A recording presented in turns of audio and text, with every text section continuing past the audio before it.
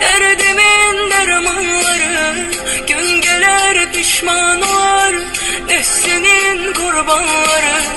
Dünyada dinden salar şahları, sultanları. İtibarsız dünyaya itibar etmek günahtır. İntihar etmek günahtır.